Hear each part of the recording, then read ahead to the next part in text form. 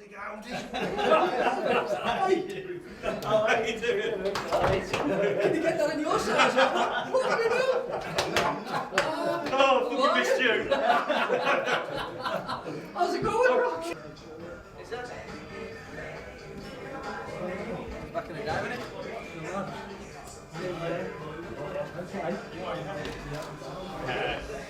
Hi. Hi. I'm letting you wear a blazer. Say what?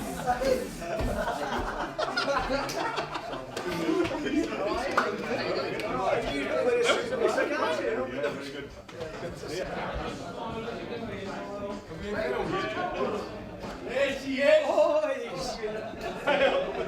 Even he hasn't got a fucking style. Oh, you're right. Good to see you, mate. Good to see you. You're right. Very well. You tackled it.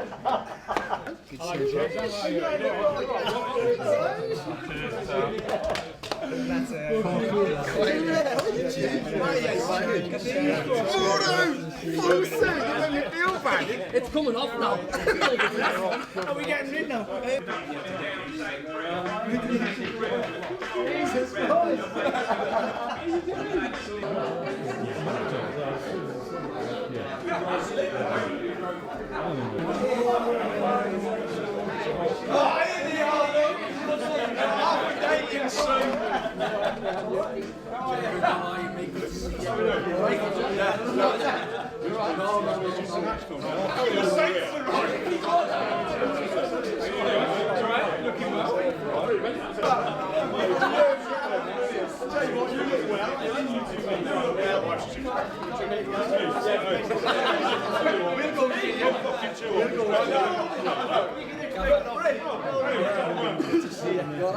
I'll tell you what,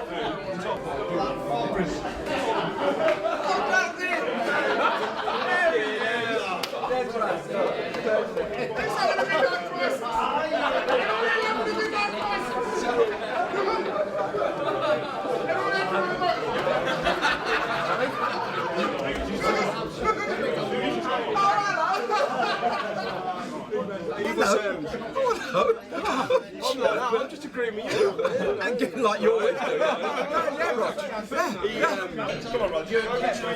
We nearly won. I nearly won.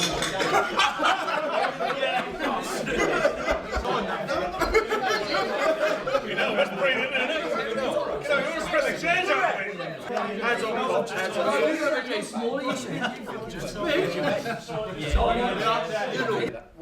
3, 2, 1.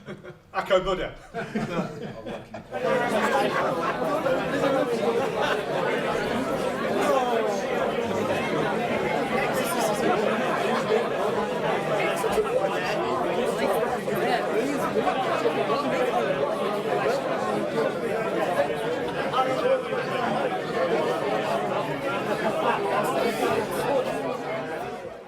The lads were terrific from start to finish. Credit to Nuneaton, they deserve their day. What a dramatic afternoon here. Nuneaton Borough fans will be well pleased with this performance. 14 minutes played, and that is how you take a free kick. Lovely turn by Noon. Oh, has he got a penalty? No. Oh, was it a handball there by Gareth Southgate? Oh, yes it was. Jez Murphy against Brad Jones.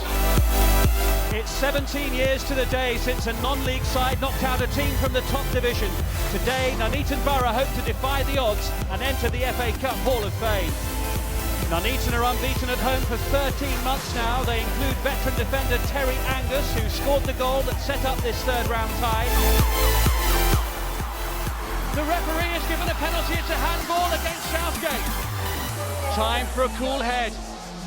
And a cool finish. That is a moment to savour. Those fans have never seen a moment like this before. So, Nuneaton Borough then are hoping to rewrite the history books. Victory tonight over Middlesbrough would put Nuneaton into the last 32 of the biggest domestic football competition in the world. Ball drilled through the middle, danger. Oh, and it's Thomas in the back of the net. It's a blue goal for Middlesbrough. Through to Yakubu, he's away, could be 4. Poor finish, it's gone in. Over Yakubu's head, falls again. There's another one. The substitute who unmarked would have had a free shot to go. One here for Jez Murphy, heads it in, and it but have got a consolation. It's Jez Murphy who's got his name on the score sheet. Probably the most famous penalty taker in the country at the moment, Jez Murphy. Can he score another one? Here, this time against Brad Jones, steps up right footed, into the back of the net, it's 5-2. Well, there we are. Nuneaton Borough fans will go home happy now. Nuneaton Borough have carried the nationwide North banner through to the third round of what is the most prestigious domestic cup competition in the world. They more than match Middlesbrough at Manor Park.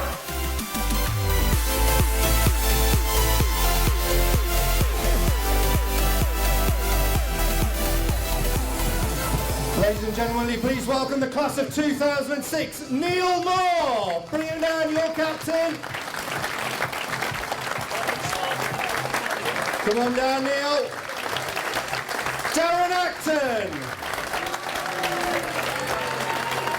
Come down the middle, guys, down the middle, guys. Rob Oddy. There we are. Michael Love. Come down the middle, guys, come down the middle. Terry Angus. Matty Collins. Mark Noon.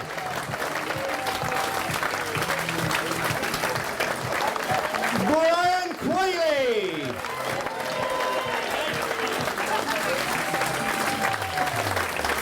The shy lad himself, Jez Murphy. David Staff.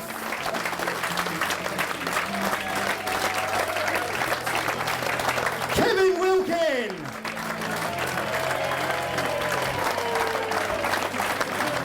Stuart Whittaker.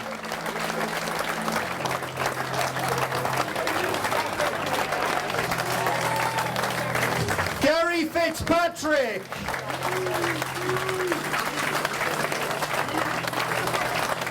Michael Froh. Your club physios that day, Mr. Paul Egan.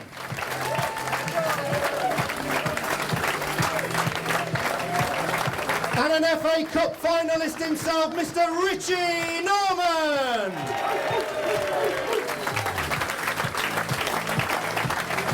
And last but not least, the man that led Nuneaton to glory, Mr. Roger Ashby.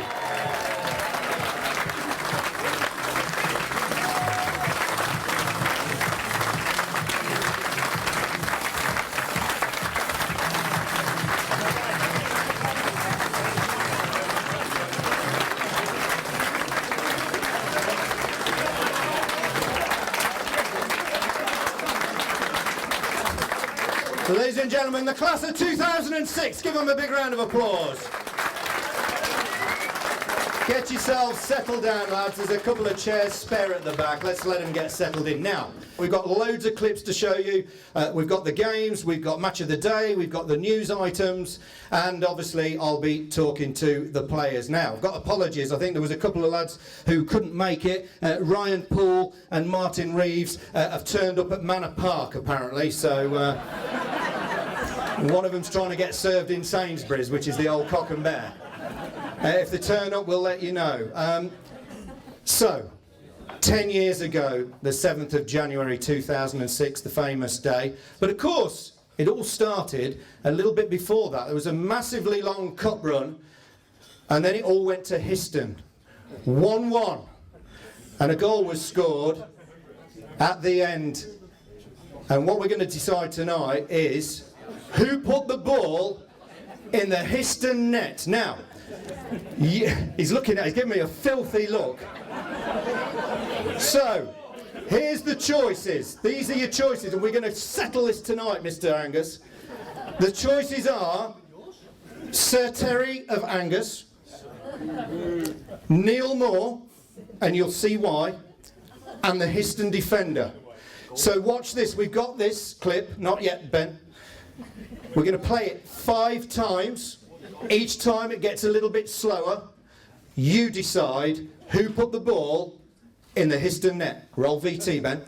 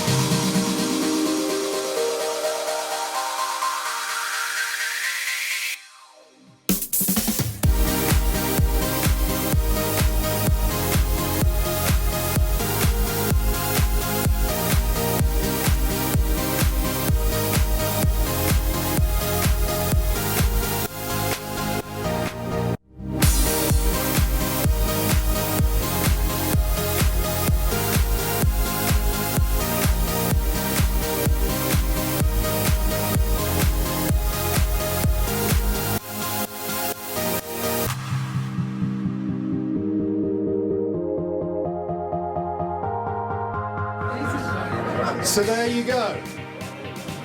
The reason we put Neil Moore in the mix is because he peels away like he scored it and fooled the cameraman into following him into the corner, whereas Terry just looked like he'd been hit by a bullet or something. So let's vote now. Who votes for the Histon defender? Me! Who votes for Neil Moore? Not even Neil Moore votes for Neil Moore. Who votes for Terry Angus? Conclusive proof that Terry Angus put the ball in the Histon net. Ladies and gentlemen, Terry Angus, come forward. This is an official certificate. We are never going to mention it ever again. You put the ball in the Histon net.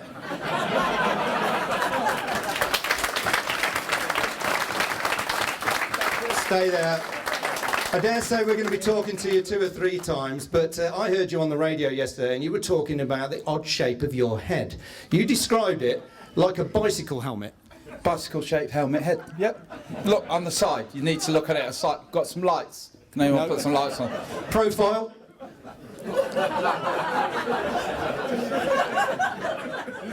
So, did you actually feel the ball hit the back of your head? Yes, I did. It hit that lumpy bit there, went into the bottom corner, and it went in. That's it. And the feeling that yes, give him a cheer.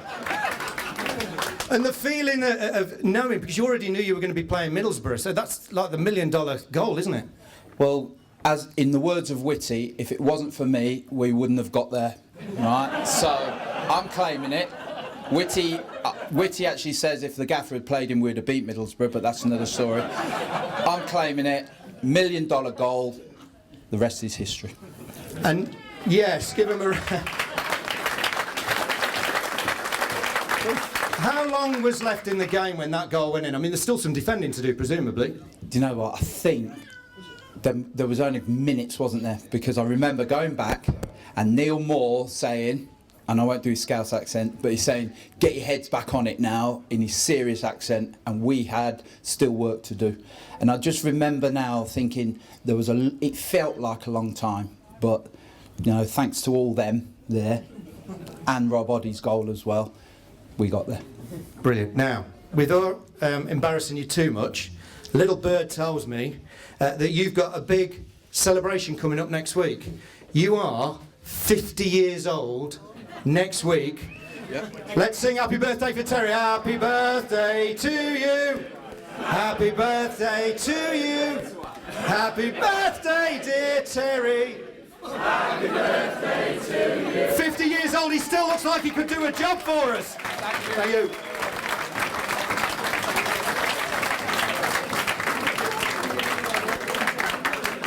I hope I look as good as you, Terry, when I'm 50. OK, so we're playing Middlesbrough. The media have got hold of it. The excitement begins. Everybody's trying to get tickets, and the news are talking about it. Roll the VT, Ben. Saturday afternoon should be quiet for shoppers in Nuneaton because 6,000 fans will be packed inside Manor Park. Most would love to see Middlesbrough dumped out of the FA Cup. So far this season, Birmingham, Villa and West Brom have all failed to beat them in the Premiership. So that's an extra incentive for non-league Nuneaton. Joshua Doik is about to get the biggest shock of his life. Like any 9-year-old kid, he can't believe he's within touching distance of football's most famous trophy. Josh has never seen Nuneaton lose a match, but he's been told he won't be there on Saturday because tickets are like gold dust. He thinks the family have flown home from Cyprus, where Dad's in the army, to visit his granny, but his mum's got a real treat in store. Actually, after the game with Histon and the win, I arranged for Josh and his little brother to be mascots on Saturday, and we have got tickets for the match. Wow, what do you think of that, Josh? Brill. Yes, that's the magic of the FA Cup. Nuneaton have already played 8 games to get this far, and ever since they beat Histon last month, they can't wait to get their hands on Middlesbrough. But what will Middlesbrough make of Manor Park? Many of their millionaire superstars drive cars that are bigger than the away dressing room. And then there's the pitch. No disrespect, but Premiership quality, it is not. Nuneaton isn't exactly famous for its golden sandy beaches, and with good reason. Because this is no beach, it's the penalty area. No place to relax for the Middlesbrough defence on Saturday. Groundsman Phil Williams puts in plenty of hours hard graft, and he's proud of his pitch.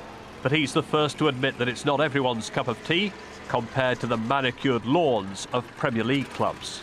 It's something Middlesbrough are not going to fancy very much. It's undulating, it's got a slope on it, and perhaps not as much grass as they're used to. The value of their players, they wouldn't even want them walking on this pitch in all honesty. So to get them playing on it is something that they're not going to relish. I have to hope that Middlesbrough get off the bus and think, oh my God, this place stinks, and don't fancy it, and then you never know. Whoever wins, Nuneaton's goalposts will dazzle millions on Match of the Day. There's full coverage on the radio as well, and if Middlesbrough leave Manor Park with egg on their face, it'll make another thrilling chapter in FA Cup history. So there you go. Phil Williams, the groundsman that you saw there, is at the back of the room. He's still our groundsman. Give him a round of applause.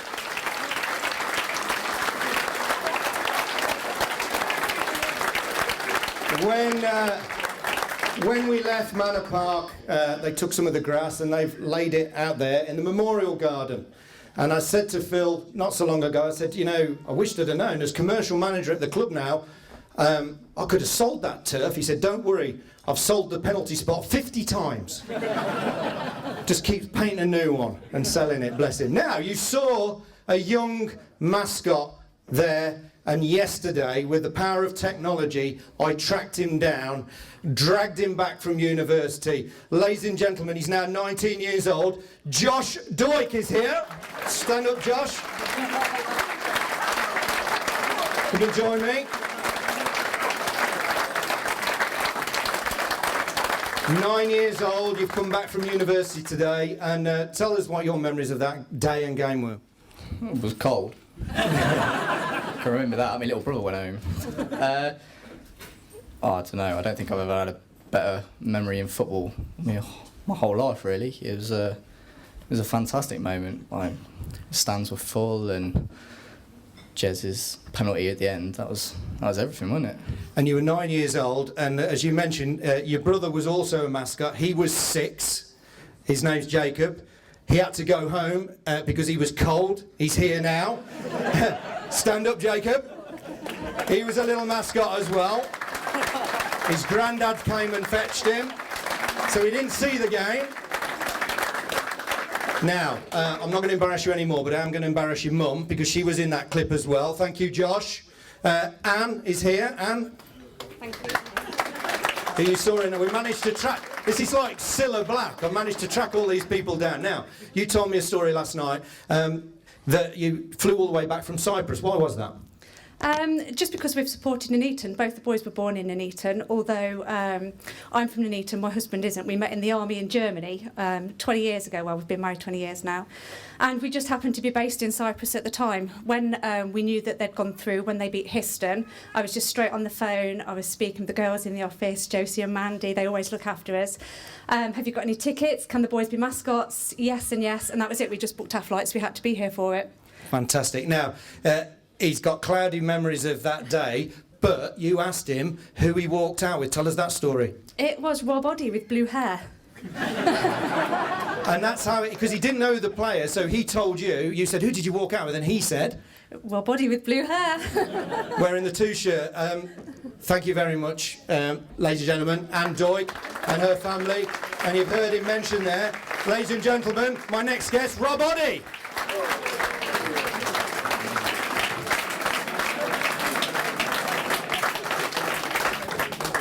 Managed to track him down last night on Facebook at midnight as well. My missus thinks I'm having an affair with you. So, tight jeans. These are the jeans he wore 10 years ago. That's why they're tight. Blue hair.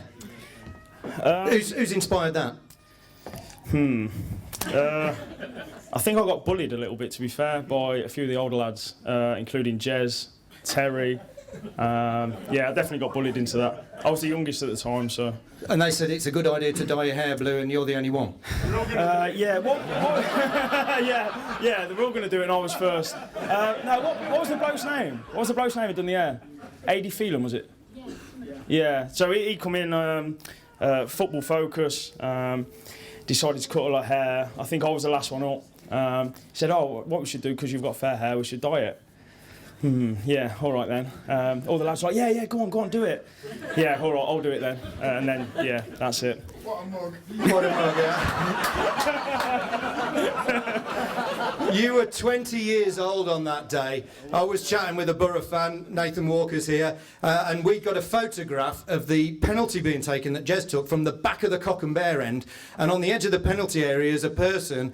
Do you want to do the impression of how you were standing? Kind of something like that. Yeah. Does that say something about Jez's penalty taken? Full confidence in Jez, yeah, obviously. Yeah, I was a little bit nervous at the time, probably more nervous than Jez. And of course, you scored some goals en route to the game as well. Yeah, first round proper against Ramsgate. Little half volley, I think. Not that I've watched it much. And then obviously scored in the game against Histon as well. And you went on to take penalties for Nuneaton Town. Any danger that you were going to grab the ball off Jez? No, definitely not. No, there was only one man taking that. Brilliant. Ladies and gentlemen, Rob Oddie.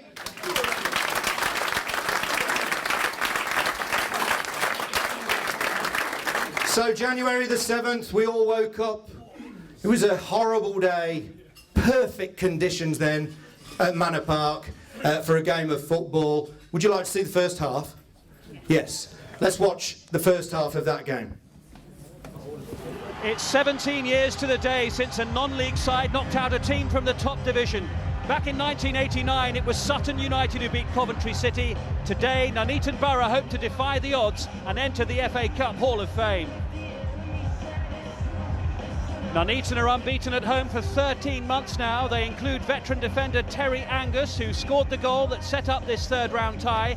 Gary Fitzpatrick in midfield, who played against Middlesbrough in the fourth round 9 years ago for Hensford, while Jez Murphy is the club's top goal scorer this season with 13 so far.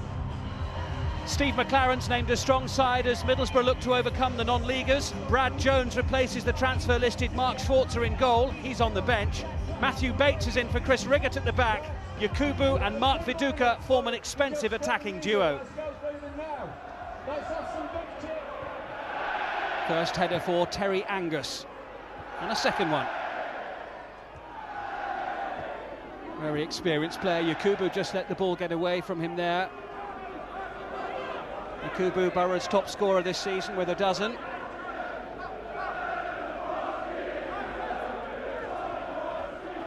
And however muddy and awkward Middlesbrough's players find it, they could be finding it a little bit more difficult now, because here comes Quayle. He's got some support. Oh, and a save there by Jones. The shot was from Jez Murphy. And Bates with the header away. Doriva now on the run. Early fright there for the Premiership side. Now Viduka and Angus are in there straight away. First opportunity of the match. It was Brian Quayle who raced forward. Jez Murphy was up in support, and he looked as though he was having his shirt pulled there. And there's a man who's on a hiding to nothing this afternoon. Win and everyone shrugs their shoulders, lose and he'll never hear the end of it. Quayle's got space. This looks promising. Chance for Murphy! Well, they have started brightly, haven't they, the Conference North side here. And good combination there between Murphy and Quayle, the front two. This is Doriva.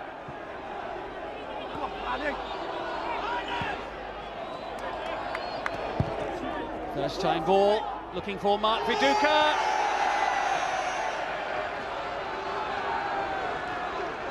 Over 5,000 locals, and one or two who are in rather unusual executive boxes by the looks of it. This is real roots of the English game stuff. Bates there looking for the run made by Catamol. Now it's Yakubu, and he looked as though he was going to get away from Terry Angus there.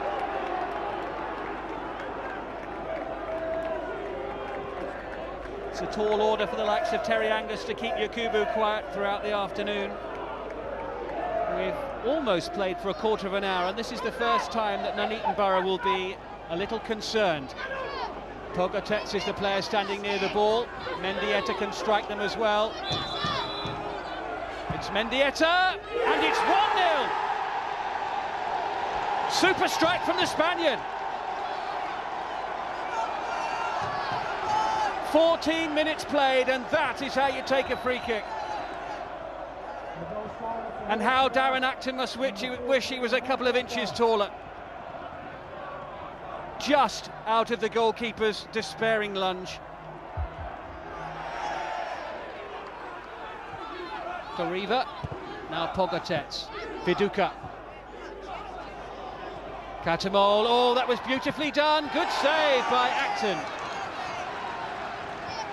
Middlesbrough threatening for a second goal, but a fine save by Darren Acton.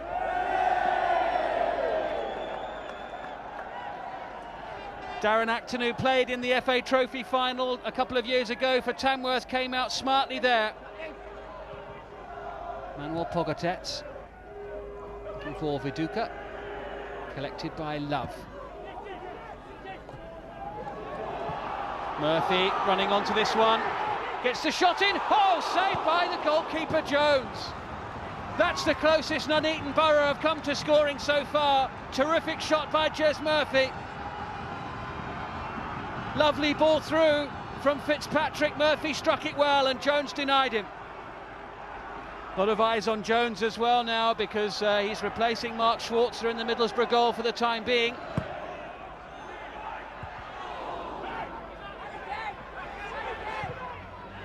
Whittaker! Oh, that was a terrific effort. That really had Brad Jones backpedaling there. Oddie looks for Murphy, but the header down by Bates only finds Quayle.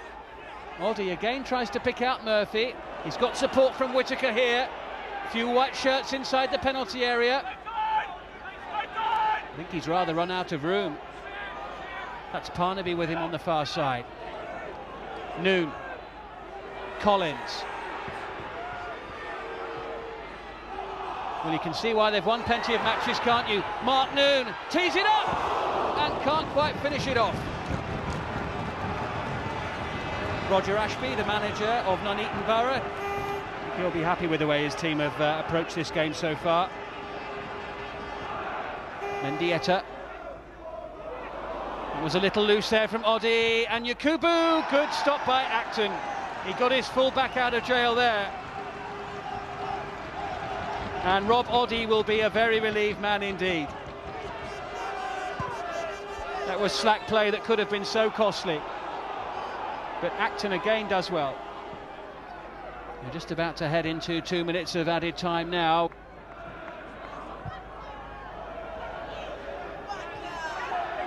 Viduka chasing with Michael Love. Parnaby, Morrison. Oh, good play. Parnaby's in here. Oh, and another save.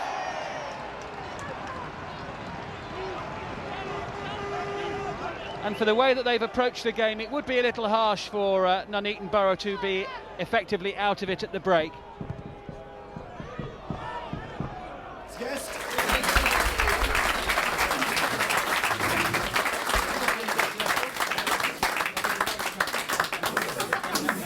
So when the free kick's gone in, someone down there just said, "Who are you waving at?" No doubt that was Lovey. So when he's lined that up and Terry's giving the free kick away and you've got a five-man wall, what are you thinking? A bigger wall. Well, at the time I was hoping he wouldn't put it there, but I was speaking to my lad today and my lad actually put me right. He said, "Dad, you've got to save that because it's your side." So, you know, probably. And in the commentary he said he wishes you could be a bit taller. I do.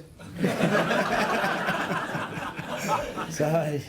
But you've gone on to make one or two really important stops there, narrowing angles, and Rob Oddie sort of headed one back there, and you've smiled at him, so there was good spirit in the side. Yeah, there was just routine saves, really, weren't they? So, you know, just saves, you know, that's what I'm paid to do, so. Yeah. So. And a little bit angry at the end there, we saw the other side of you. I'm a nice boy, really. Well, there's a lot more coverage to come of you in goal, but for now, ladies and gentlemen, Darren Acton.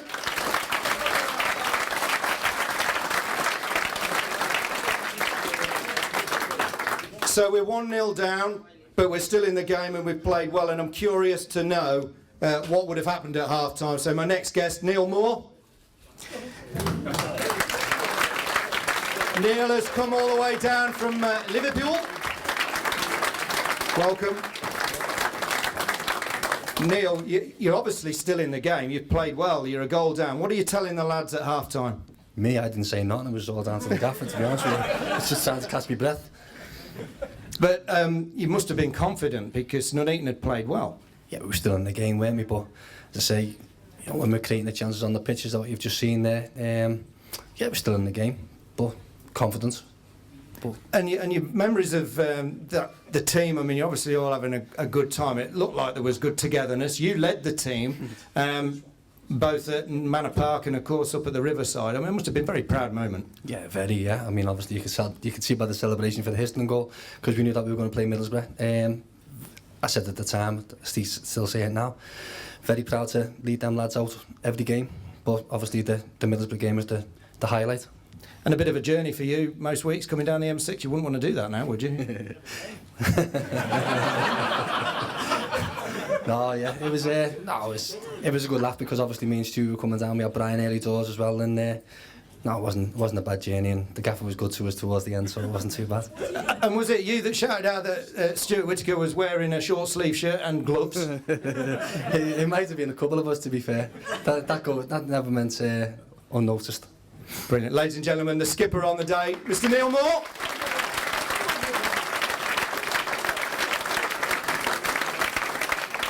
So it's half-time, and normally on a day at Manor Park at half-time we'd all change ends and walk round, but it was too packed to do that, so I stayed at the Beaumont Road end, and the second half kicked off. Let's watch that. Quayle. Now Whittaker could open up here for a shot. Oh, and it does! Jones had to get down low. That's the second time Whittaker has tested the Middlesbrough goalkeeper today. It's certainly inviting enough shooting opportunity. I think it was just going wide perhaps, but it was a shot which required agile goalkeeping. Here comes the corner. Oh! Diving header from Neil Moore. What a moment that would have been for the captain as he threw everything at it. Love. It's up towards Murphy. Support there by Collins. Fitzpatrick.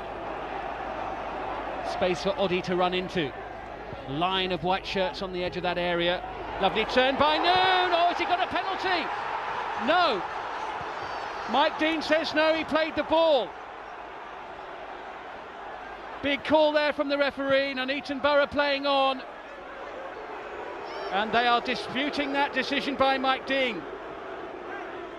Noon says he was fouled.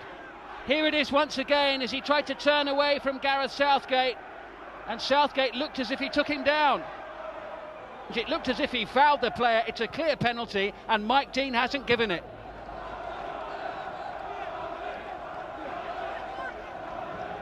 Yakubu again. Challenged by the captain Neil Moore. It's been a good spell for the non-league side, but they haven't managed to force a breakthrough and get an equaliser. Neil Moore, firm header. Pogotets. Viduka. Oh, that had the goalkeeper scrambling. That wasn't far away from being a second goal for Middlesbrough from Mark Viduka. Pogotets with the delivery, Viduka's header. I think it would have hit the post anyway, but the goalkeeper couldn't take any chances and did well. First corner of the second half with 20 minutes to go.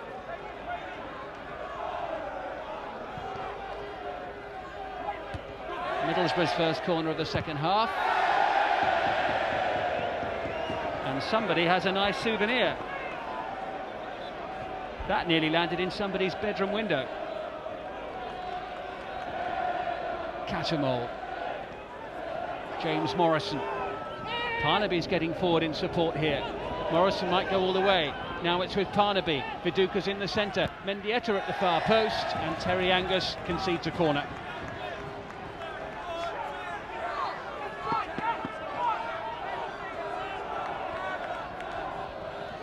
Mendieta will take this corner for Middlesbrough.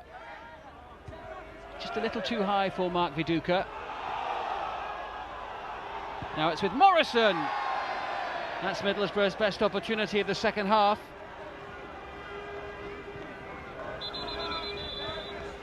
Little too high for Mark Viduka. Morrison in a good position. 6 minutes to go. Love across. Nuneaton Borough unable to get hold of the ball and keep possession. Mendieta. Mark Viduka. Could be a chance here.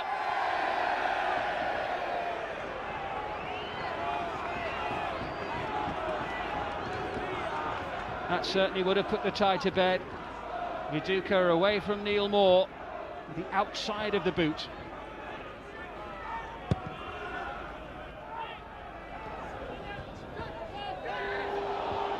Time very much of the essence now as Froome chases hard.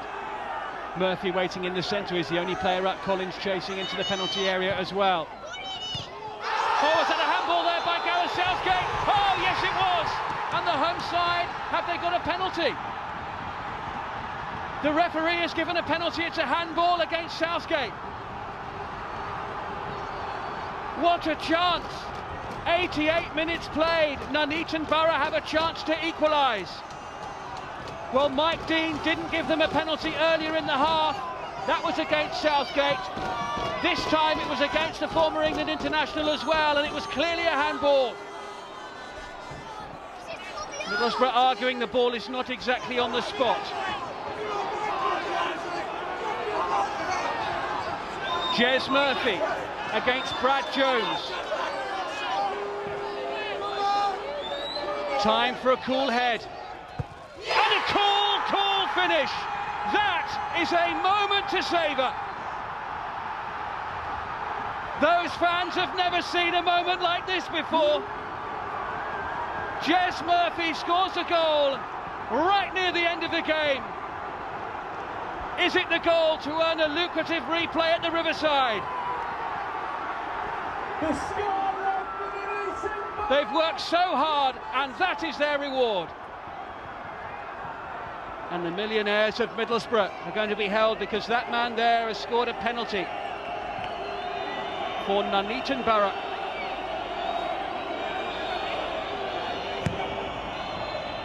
And there goes the final whistle.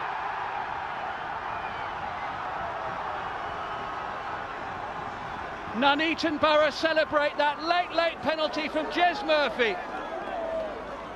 He can hardly believe it, because it's a money-spinning penalty as well as a glorious one. What a dramatic afternoon here. Middlesbrough with an early, slender lead. It was always fragile, so it proved. Sheer persistence from the non-league side. Finally got that penalty right near the end of the match. And what a proud man Roger Ashby there, their manager, must be tonight. Because the final score at Manor Park, Nuneaton Borough of the Conference North 1, Middlesbrough of the Premiership 1. So, there's one lesson I learned that day, and it's this: don't leave early. My dad, bless him, who introduced me to Nuneaton Football Club, was 77 at the time, and he said, "We've had a good day, son." And we'd stood by the gates, and in 89 minutes he said, "We've done ourselves proud. Let's get back to the car before the rush." It's parked in Willington Street down Manor Court Road. We've got 100 yards, and I hear a big cheer. And a guy leans out the window, and he says, "Borough have got a penalty." And he's listening to it on the radio. "Borough have got a penalty." And me and my dad looked at each other like two guys in a spaghetti western. And I'm thinking, well, I can make it back, but you can't, you old bastard. And I'm thinking, I'm going. And then I thought, I better not leave him. So we stood there, and it went deathly quiet. and then there's the roar. And the guy leans out the window and goes, "The Boro have equalised! The Boro have equalised!" And my dad looked at me and he went, "Fucking hell."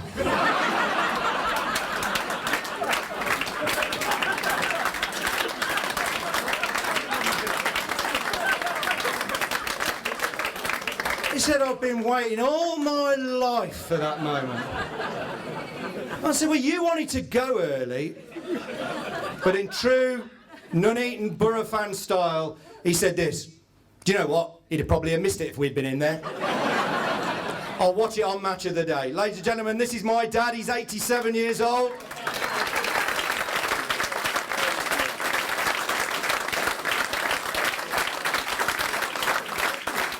He always said you should support your hometown club and dragged me up Manor Park aged 10. I've always asked him why we weren't born in Madrid.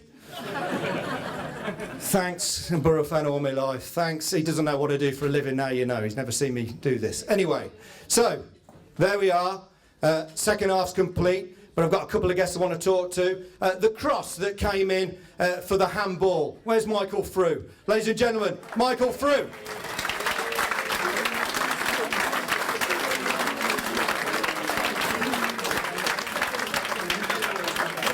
Still looking remarkably young. The ball has come through to you. There's only one option. You've got to get the ball in early, yeah? And the first option was cut back on my right because I couldn't kick with my left. We did that first and then, yeah, put it in. And when it's gone in the box, I mean, you've got quite a good angle side on. You've seen it bounce and presumably hit the hand. Yeah, obviously, well, I don't know what he's tried to do, knee it away, I think, and it's just come off and spun the other way. And it's a good job, really, because I don't think Jez was knowing where the ball was going. But So, are you claiming an assist? It's definitely an assist, yeah. Witty, that's an assist, mate, that one. He's gone. Also wearing gloves, I think. Yeah, definitely had gloves, and I sat down for 85 minutes. I was freezing. Yeah, I've forgotten about that. Thermals as well, but a great day. Yeah, brilliant. Yeah, what an atmosphere. Obviously, fans coming on the pitch at the end. Just, yeah, brilliant time. Never forget it. Brilliant. Ladies and gentlemen, for now, Michael Frew.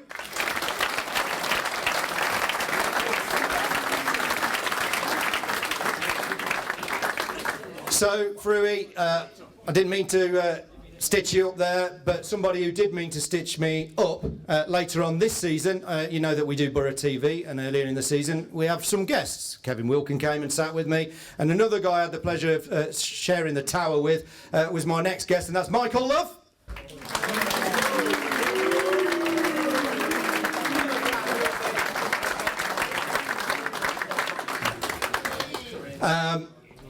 Should we tell people how you stitch me up? So we're doing match commentary on one of the games this season, and we've reminisced about the Middlesbrough game, and I've asked you about whether Yakubu is the best striker you've ever played against, obviously, and you said...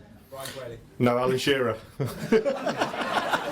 So I've forgotten your entire playing history at Stevenage, but you'd played in the FA Cup, obviously, before. Yeah.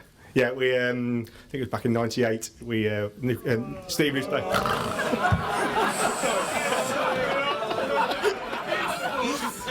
This is what happens, right? Okay. No, Stevenage drew Newcastle in, I think it was the 4th round, so a bit more than you boys, yeah. But yeah, and Shearer played. It was his comeback because he'd been injured for a while, and he came. So, presumably the lads, the lads they haven't heard that story before, obviously. Yeah. No, they haven't actually. No. I don't talk about Stevenage days much. Yeah. Obviously, again, playing in that defence, I mean, that's a great defence that Nuneaton have got, isn't it, at the time? Yeah, obviously Terry, Neil, I can't remember the other lad's name.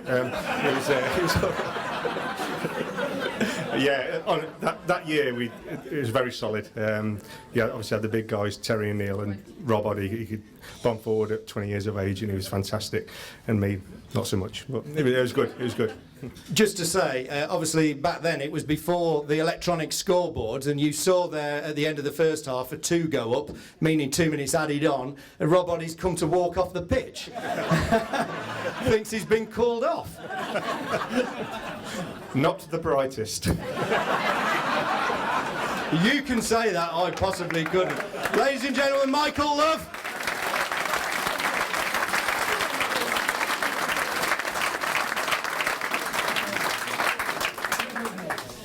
So I've missed the goal, but I've stayed in that night for Match of the Day so that I could see what all the fuss was all about. So later on Match of the Day, they analysed the game. Listen out for the descriptions of Terry Angus.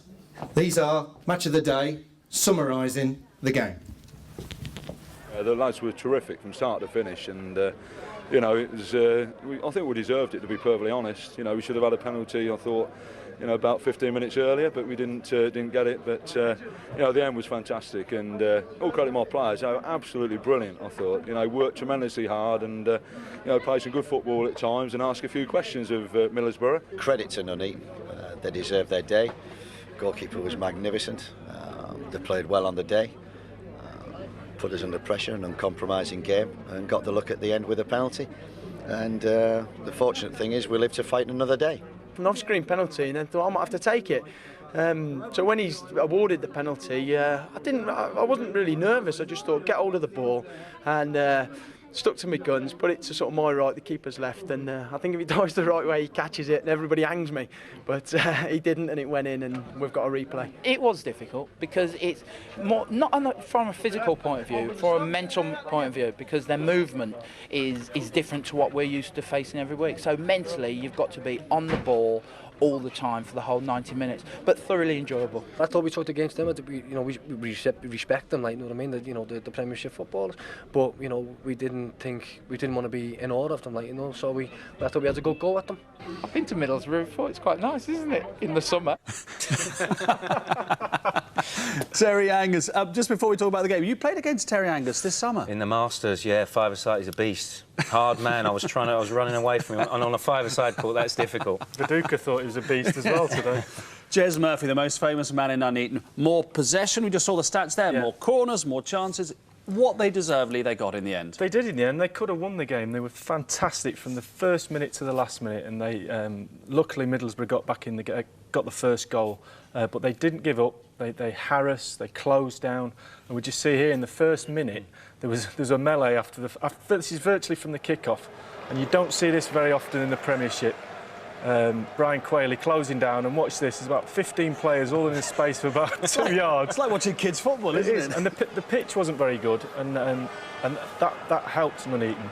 Here we see David Staff never giving up, closing down, he loses the ball, and along comes Mark Noon, closes down for 40 yards, and this is what it was like from the start to the finish. They hassled, and they put Middlesbrough off, basically, their game. Did the pitch remind you of one you played on 14 years ago today? I thought you might bring that up, yeah. Was it Wrexham, was it? Yeah, it looked a bit like that, though, wasn't it?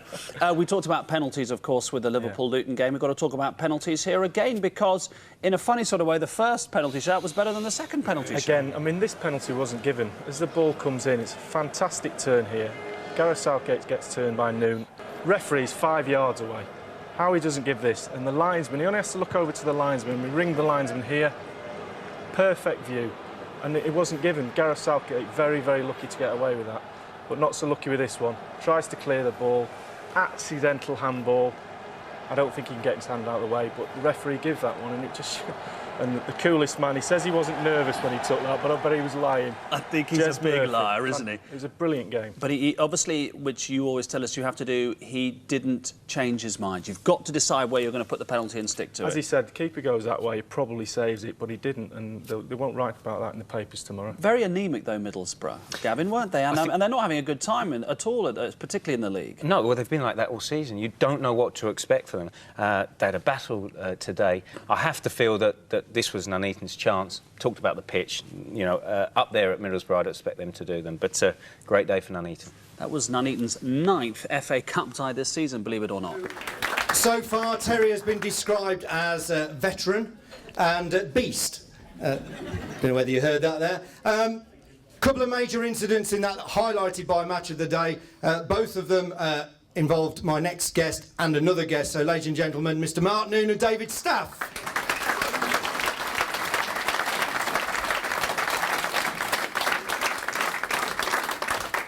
The first incident was when you've closed the ball down and battled for it. It's broken out wide, and then you've chased it down. But that was something about the way that Roger had got you playing that day, hadn't it? It was like, don't give them any time. I think so, and I think looking at the way we play, I think my mum was the only one who wanted me on the pitch. I think everyone else wanted Whitty there, to be fair. But I think I had to offer something to try and get through. But 17 minutes, it was a great day. And I think if you look at the pitch and all the conditions, everything was set out for us to do well, and so it proved. And as I said, Mark's dodgy touch got him that turn, and that's a penalty, isn't it? Let's be honest. Well, let's ask him. I mean, Mark, you had a chance earlier on in the half, a shot on your left foot, but then the turn comes in, and that's a certain penalty. You've had a word with Mike Dean, I presume. No, I've not seen him since, but yeah. The shot on the left foot was a bit of a rarity, but I think the penalty, I think it speaks for itself. I think it was a penalty, and yeah, that's it. And obviously, Nuneaton's fame in the cup competition continued because a few seasons later you were invited to do the FA Cup draw. Ladies and gentlemen, Mark Noon has done the FA Cup draw. I'm really not sure how I got ahead of Terry and Jez on that one. I have no idea. They must have rang the club and they thought he's the only person still here. They couldn't afford Terry and Jez, to be honest. You were the cheaper option, I think. And on that day, wasn't Southgate, presumably if it had been, you'd have asked him about what the hell he was doing with that penalty in the first place. But who was it who did the draw with you from Middlesbrough? It was Mendieta, the guy that just whipped the one past Acco. Do you remember it? Yeah. So, ladies and gentlemen, what we're going to do now is give these two guys a real warm... I mean, you're a hero here as well, because you did carry on, and you managed Nuneaton for 1 or 2 games, was it, as well? Yeah, I'm not sure how many people remember that too fondly. I don't think we got too many points at that time. But yeah, no, I had a fantastic time here, and I think a lot of the boys that are here now built that culture that carried on over the years. So I think it's it carried on. The spirit and the attitude that they had that you saw out there has carried on through the club, I think. Fantastic, ladies and gentlemen, David Staff and Mark Noon.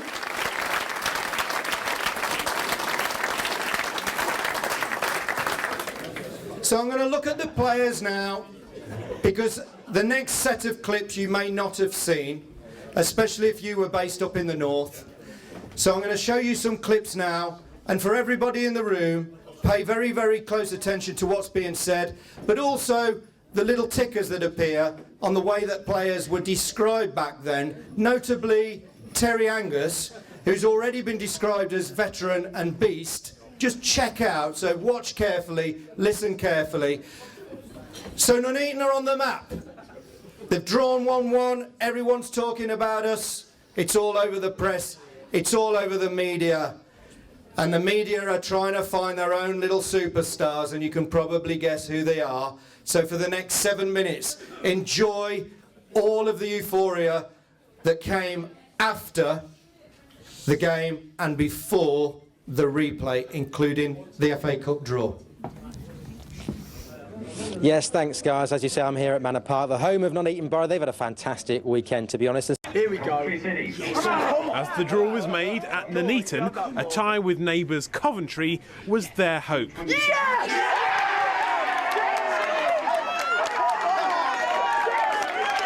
Listen for the reaction of Coventry-born player Terry Angus. Either way, I could get a ticket. Get knocked out, I can still go anyway. We've always wanted a full house at the Rico, and if again we can win that game at Middlesbrough, that is a full house at the Rico, and what more could you ask for? That means more to me than the Man Uniteds and Chelsea's. Honestly, you wouldn't believe.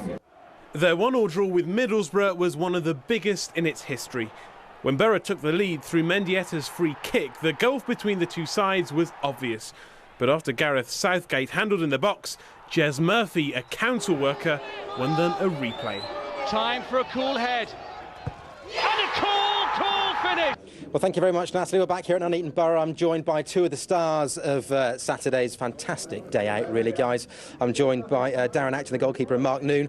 Mark, first of all, I mean, you had a blatant penalty ruled out, or did you make a meal of it?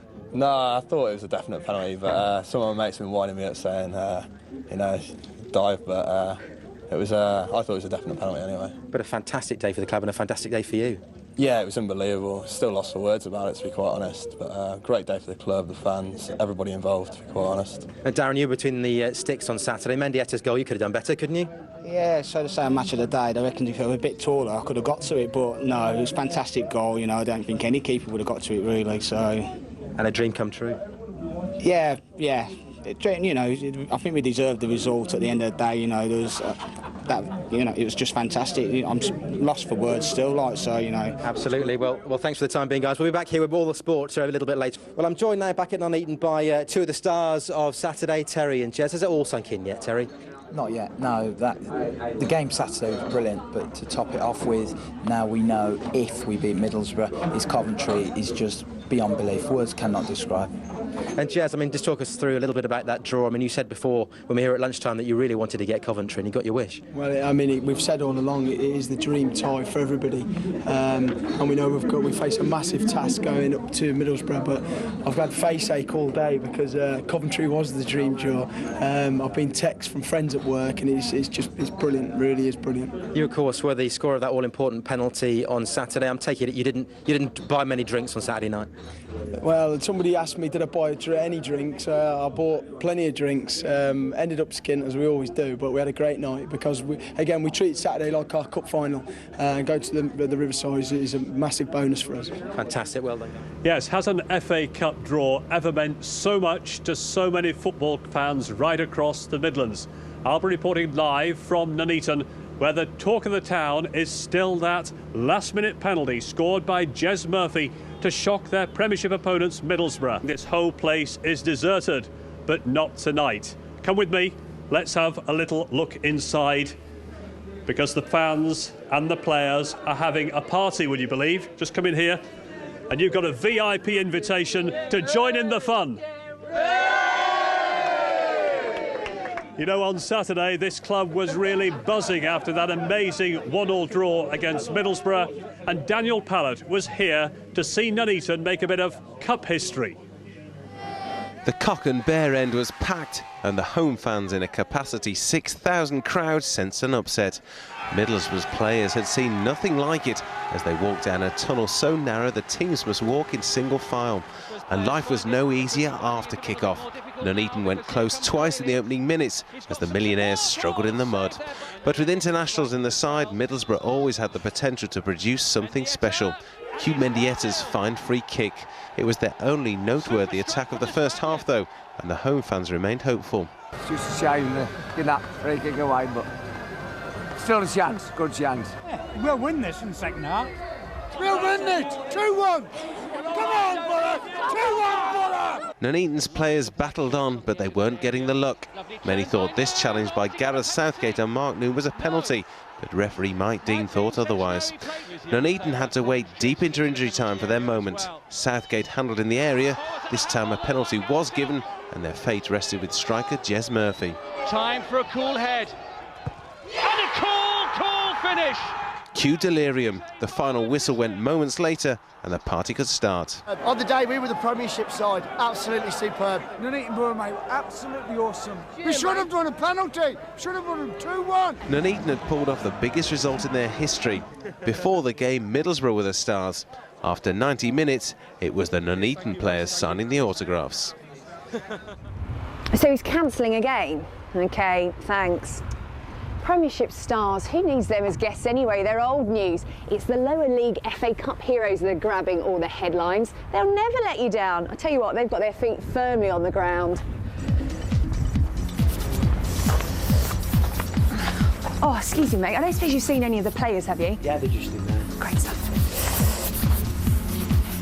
So I said to Gareth Southgate, that looks nasty, that. You should get that X-ray, because I think that could be broken. Enough of that, Jez Murphy. Come on, who do you think you are? Joe Cole? Excuse us, ladies. Got work to do. Sarah, are you sure? Come on, yeah. Are you sure?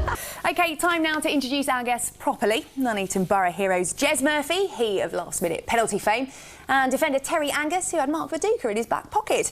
And with them is the most popular man in Tamworth, Gary Newbomb. Well done, lads. Going back to Middlesbrough for the replay, I bet you couldn't believe it when it happened, Jez. I mean, no, it was fantastic. It was a fantastic occasion Saturday. And if somebody had said to us before the game that we'd be getting a draw and going up to the Riverside, I think we'd have taken it. And on reflection, how well we played and the percentage of the game that we had, we feel possibly now that we could have won the game.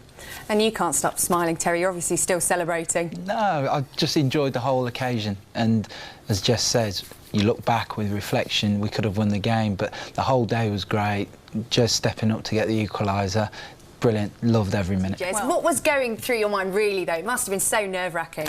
Again, I'm so pleased now that I didn't think about it. It was just a bit of a blur, really, because I did change my mind on the way up. Then I committed the cardinal sin, but I keep watching it on the telly and it keeps going in. So every time I see it, I'm more than happy. It did happen, and you picked up a little souvenir, Gareth Southgate's shirt. Let's have a look at it. It's not clean, and it smells a bit nasty. To be fair, my mum's put it in the wash. I was half expecting to be playing like Southgate or something, because normally it peels off in the tumble dryer. But no, she's done well. It's still fairly muddy. There was some smelly champagne spray after the game, but yeah, it's come up all right. Terry, did you pick one of those up? No, I didn't. I collapsed to my knees hoping to get on telly with showing a sign of emotion, and then some 16-stone man jumped on my back, and it's all a blur after that, really. You didn't know we'd got that, did you? We could dine out on this for for another 10 years, I'm sure. Did you see the little clip, how Terry was described? Yes. Hard man. One of the nicest men I've ever met, but hard on a pitch. We're going to analyse some more of the games in a minute, but before that, there's a couple of players who I'd like to introduce to you now and give them a big round of applause. Brian Quayle and Matty Collins.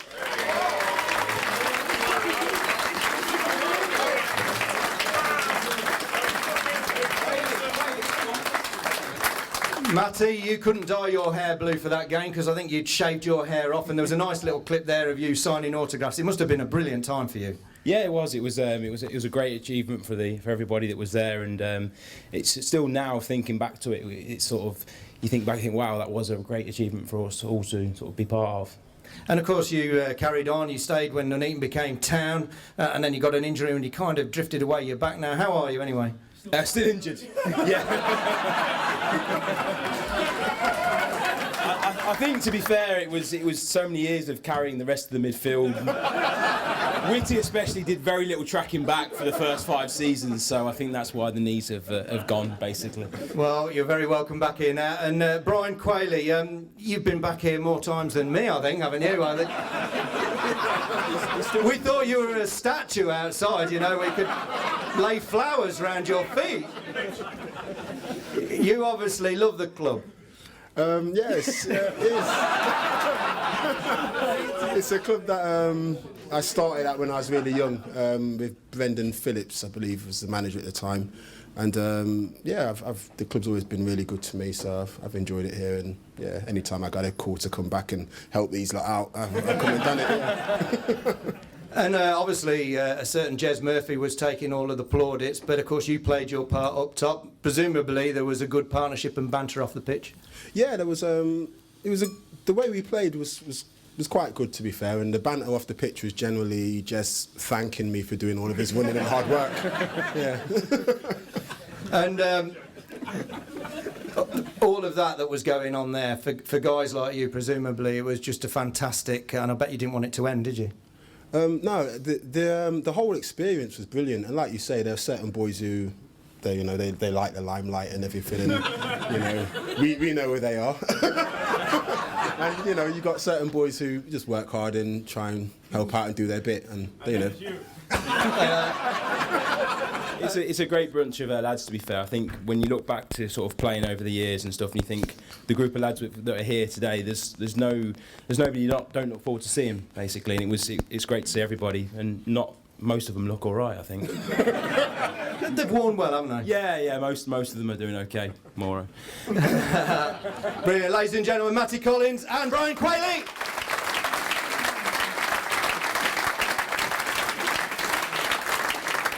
So there's one man we haven't heard from. Well, there's a few, but there's one man that's been in the limelight on all the clips so far. So he's my next guest. Ladies and gentlemen, the goal scorer, Jez Murphy.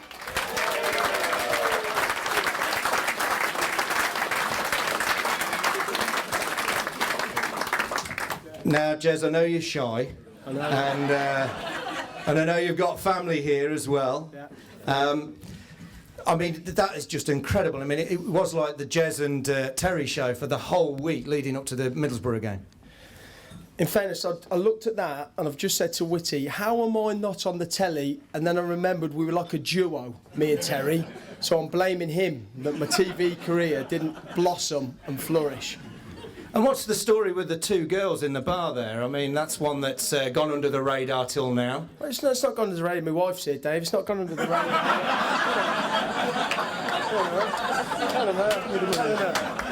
It was magic.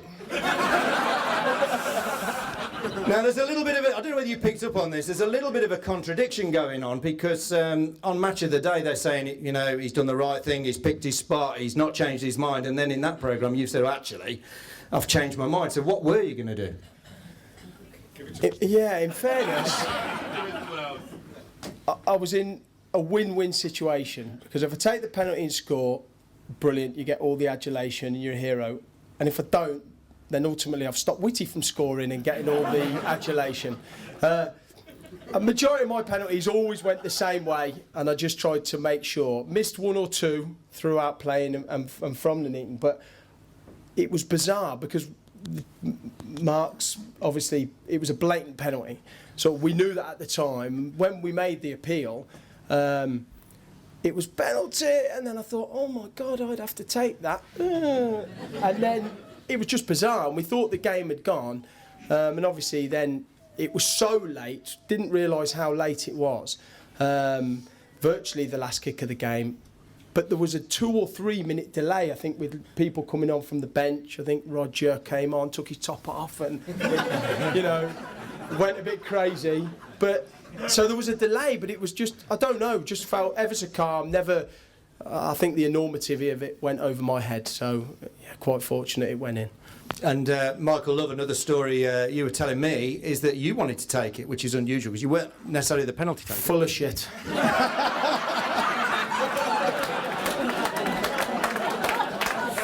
And on that note, ladies and gentlemen, Jez Murphy.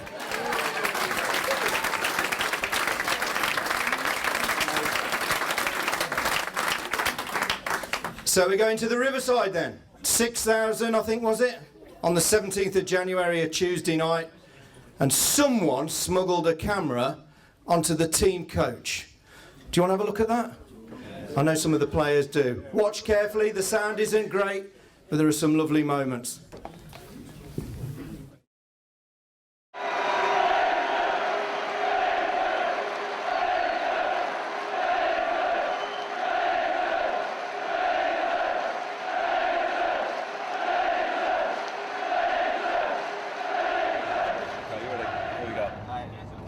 A good trip, innit? I will do, mate, I will do. But have you not got yours on, though? You're rolling? You know, yeah, it's rolling. What are we on? Coffee? Coffee for me, please. There you go. Well done, Dave, catching him on camera. Hey, you know this is a regular occurrence all the time. We're up. The name for us, Jamie Oliver.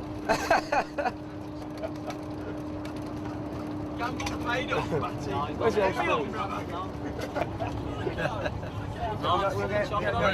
The old Virgin.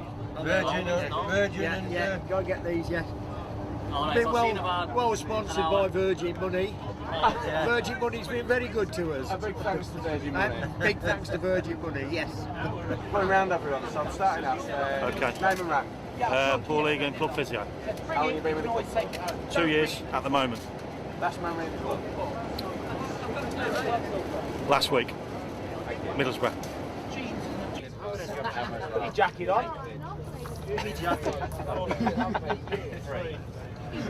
Send this to Virgin. I'm not going to end of the line gear. I look smart walking out, all right.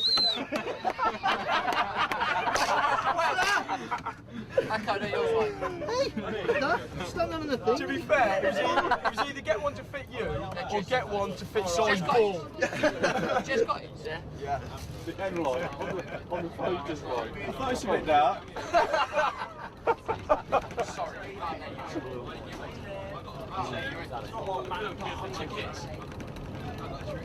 Okay, we're not now, look at it. Yeah, Man U have gone on sale. Yeah, Man U.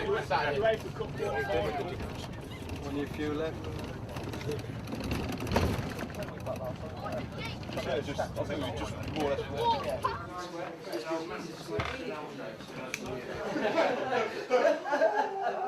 Before it was massive. Quite fresh. Nice. Shit.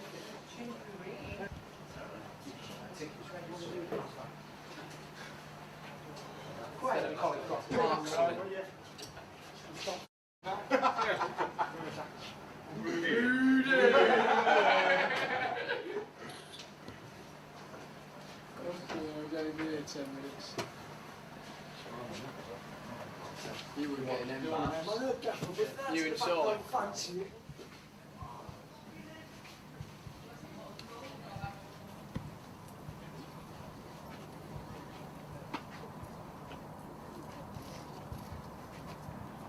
I played right back the whole game. Right. Yeah. I was a bit quicker then. Yeah. Yeah, it was good fun. Was it built then? Yeah, it was quality. I tell you what, Hensford filled all of that behind the goal. Yeah. And when we scored the first one, I was on the halfway line to put a free kick into the box. Joe scored it. And all the lads ran into that corner, but I couldn't be bothered, so I ran to our supporters. And a few of them jumped on the pitch. It was pretty crazy when we took the lead. So yeah, it was good fun. What does it obviously mean to you being back here again, having another crack at it? Oh, it just brings back all the emotions, you know, all the experiences that you felt 9 years ago. It's exactly the same because we did this, came, had a look at the pitch, a little bit overawed by it, but excited. And then when it starts filling up, the atmosphere it just becomes electric, and especially with 5,000 to 6,000 Nuneaton supporters. Ladies and gentlemen, my next guest is Gary Fitzpatrick.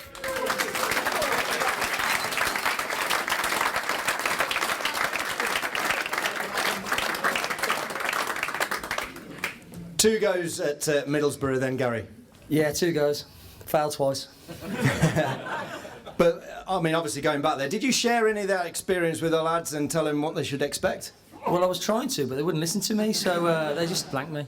It was good fun, though. And the second time round, did you take it in more because you're obviously better prepared, you know what to expect? Because it doesn't happen very often in a player's career at non-league level.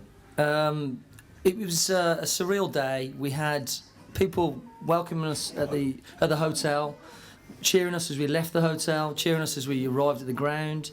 The support at Nuneaton was far better than they had at Hensford, so we were just very, very. It was just an added bonus, really, for me. And a great bunch of lads. Well, 1 or 2. Well, yeah, of course, yeah. Golden. Ladies and gentlemen, here he is, Gary Fitzpatrick.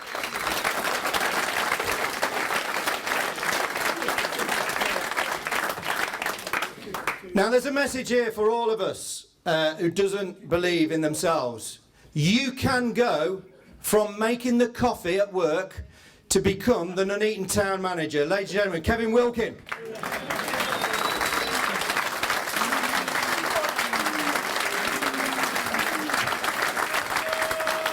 You were...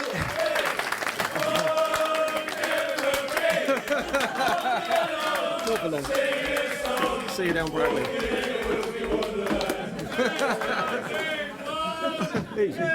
They remember you.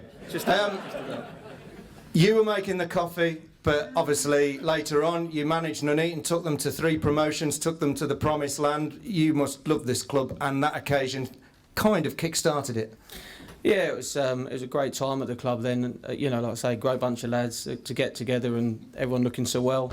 It's great to be back and enjoy a night like this. It's fantastic. They don't happen that very often, but yeah, it was great for me. I didn't have so much involvement in those sort of 2 games, but sort of prior to that, and I had to let Sir Terry back in and play in those important games. But going down to Tiverton and Chelmsford and Nooney scoring at Chelmsford and all the bits and pieces that led up to it, it was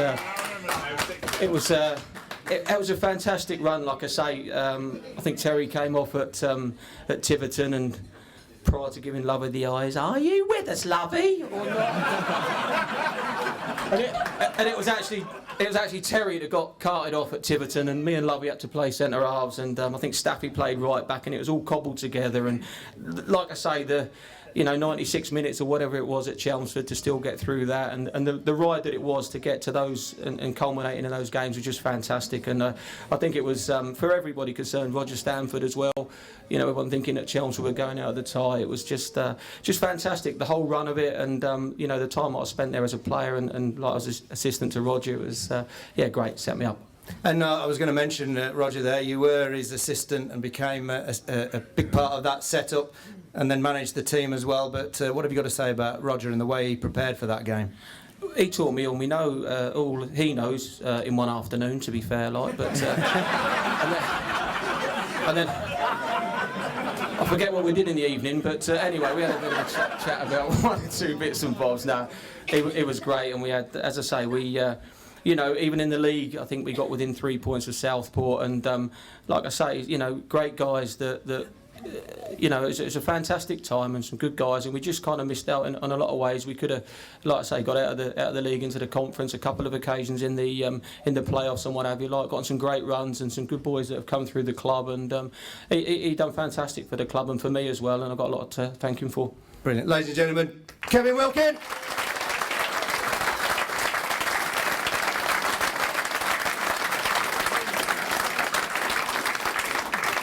There are a lot of unsung heroes at this club. We've seen some of them, ground staff, turnstile operators, people working in the coffee bars, and of course 2 of them are behind the scenes as well that keep the players nice and fresh. You saw them in that video clip. They're still involved with the club. Ladies and gentlemen, Richie Norman and Paul Egan.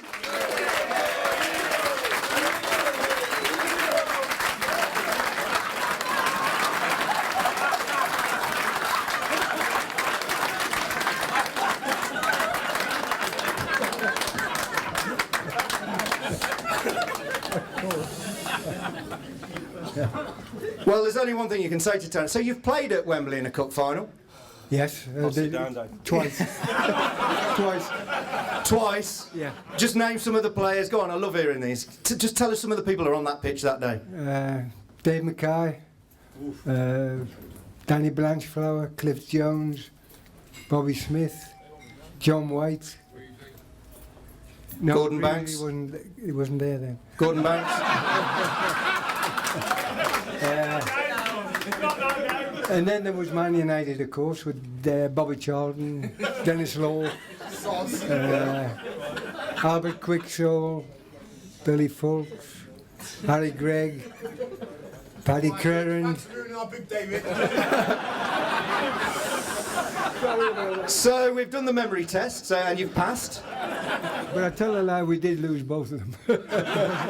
But you scored at the Stretford End, haven't you, at Manchester? You were telling me on the coach. Best goal ever scored in my life. At Manchester United? At Old Trafford at the Stretford End. 30... No, was it 40? No, 25 yards. 25 yards? Memory's not so good now.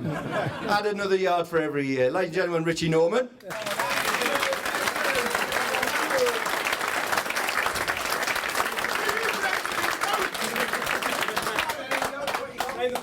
Firefighter by day, physio by night. What was it like leading up to the game? Are there any injuries? Who were the babies in the squad? Wow. To be honest, they were Jesus, God forgive me. They were all fairly honest, to be honest with you. The problem we had in the first game was which was a disappointment. Staffy got injured. He got absolutely mullered on the clip that you saw earlier on. And we fought tooth and nail to try and get him fit, but I wasn't a very good physio at the time, and I'm not too good now. And we failed, and we couldn't get him right for the game, so that was a bit of a disappointment. But games like that, players tend to be fit. When you play in teams like, you know, sort of Solihull away, teams like that, they tend not to be fit sometimes. So it's the bigger games that you haven't got a problem with. But they were a good bunch of lads, to be honest. They're a good bunch. There wasn't many going to miss that game, was there? None at all. Ladies and gentlemen, the physio, he's still here today, and Richie. Give him a big round of applause. Paul Egan and Richie Norman.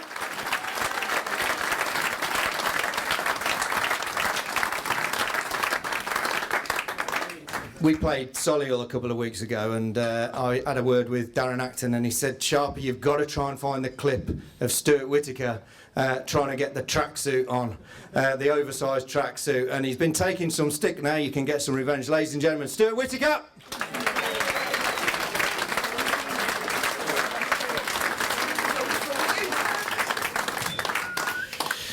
I thought I was never getting up here. Well, we saved the best till last. So just tell people, because everyone was laughing, but they missed the punchline there with the tracksuit thing. Just describe the situation on the coach. We were given these tracksuits, and I think Terry'd gone to measure them up or something. So they all fitted Terry. But they didn't fit me. So we're on the coach having to put them on. I nearly refused to put it on, but I had to roll it up about 5 or 6 times. But it was all to make them laugh, do you know what I mean? Yeah. And I think at the end you say something like that, you know, I'm going to send this back to, I won't do your accent, but it was, you were going to send them back to Virgin because they were end of line stuff. Dodgy. Yeah, they must have been, yeah. I remember putting it on, I was thinking, I can't go up and start talking to Yakubu and Viduka dressed like this. So I just hid in the toilet until the game started.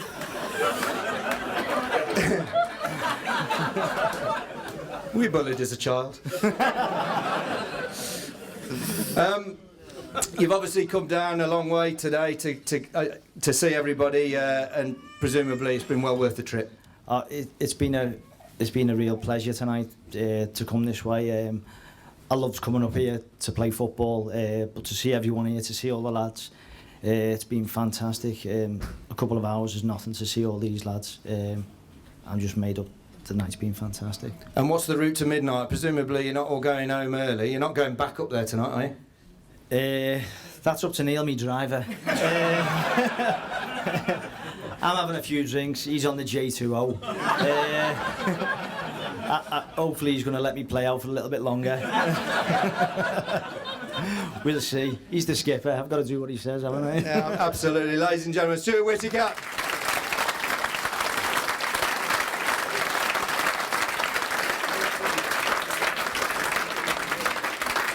So it's a replay. This is the first half. Gone up. We have a bird's eye view of the ground here. We are very, very high up, just slightly to the right of the centre circle. So Nuneaton Borough then are hoping to rewrite the history books. Victory tonight over Middlesbrough would put Nuneaton into the last 32 of the biggest domestic football competition in the world for the first time in the club's 117-year history. Nationally and internationally, a victory and Nuneaton's name would crop up as the first non-league side to knock out a Premiership club in the FA Cup competition. Awaiting the winners, of course, is a game against Coventry City. I told you that Nuneaton Borough's cup run had been remarkable. And incidentally, while we're talking about Coventry City were the last side in what was the old First Division, now the Premiership, to be knocked out of the competition by a non-league side. That was in 1989. Sutton United, who play at the same level as Nuneaton Borough, were the team that did it. I wonder if we're going to see history made this evening. So we're underway. Nuneaton Borough playing from right to left as viewed from the main stand. Ball's gone out of play, throw into the visitors, quickly taken. Down on this near side by Mandietta, the goal scored in the first round. That was aimed for Viduka. It's cut out by Matty Collins, not forward for Quayle. Ball just hooked away off the foot of Quayle on the edge of the D. Nuneaton Borough, it's knocked forward again, headed away, picked up on the edge of the centre circle by the Riversiders, but it's Nuneaton Borough first to react. It's gone now to Oddie. Oddie knocks it down that far side, looking for Quayle. Quayle gets a layoff. Jez Murphy's in the penalty area, the ball's gone wide right. Good start from Nuneaton. It is a very bright start. They're looking to take the game at Middlesbrough, and of course, the longer the game goes on, if they can at least keep a clean sheet than Nuneaton, the more pressure there'll be on Middlesbrough. Matty Collins goes up for it, knocks it onto the far side of the field. That'll be cleared surely by Bogetis, the Austrian international. Right down the far side now, comes inside looking for Viduka. It's gone right across the edge, and there's a chance on here. It's come in, it's put wide. Well, Nuneaton Borough caught nipping there on that far side of the field. For Middlesbrough there, firstly that's a goal. Ball's knocked forward, headed on by Quayle, intercepted by Collins. It's gone through to Jez Murphy. The chance on here. Great save by the keeper. That could have been one. It should have been one, Pete. It should have been one. Murphy was through, a good move. He was through on goal. It was inside the area. The goalkeeper did his job. He came out, narrowed the angle, and it was a good shot from Murphy. But the goalkeeper got down well. It was a cracking save because it was a well-struck shot. Fitzpatrick does well to find Whittaker. He was the star man at Manor Park. Nice little reverse pass. Can Michael Look get across it? He can towards the far post. But it was headed backwards, which was Quayle on the turn. Didn't quite take a deflection, but sharp from the Boro again. It certainly was. The Middlesbrough defence do not look happy at all. He was looking. And we've got 15 minutes on the watch. It's exactly the same position. Exactly the same position. Deja vu, hopefully not. And Mendieta, the Spanish international, 40 caps. Not such a good one. Headed away. And ball. Yeah. Given. Yeah. Neil Moore's clearance hit the hand of Yakubu. Plays it short, comes into the danger area. But I've got to watch. It's headed away by Moore. It'll be picked up on the edge of the 18-yard line, though, by the Riversider. Ball's placed forward by Chris Wiggout. It's coming again. There's danger here. Viduka on the shot, on the turn. Good save from Acton. It was getting it down well to his right-hand side. Shot on the turn, on target. But Darren Acton, excellent positioning, was right there, just a few yards off his line. And he managed to catch the ball as well. So that Jez Murphy was doing the holding. Can't see that. It's with Mendieta. Mendieta knocks in danger again. Acton does well to gather it and then drops it. Ball's turned back again. Referees. Well, Yakubu penalised for a challenge on Darren Acton. It always happens, doesn't it? The referee does go for it. Nice spirit. Look, the referee does go for it. Yeah. Drops it. The referee always gives a score for Boro. All on halfway with the home side. They're going forward in red here. Oh, a chance there. It's a chance for Middlesbrough. Well stopped by Michael Love on Yakubu there. He was through, but good defending by Love. But Middlesbrough regained possession, left-hand side. Cross comes in. A flying header out by Noon. And the ball will go out of play far side for a Middlesbrough throw-in. And Middlesbrough have had a lot of possession in these last few moments. Ball drilled through the middle, danger. Oh, and it's almost in the back of the net. It's a fluke goal for Middlesbrough.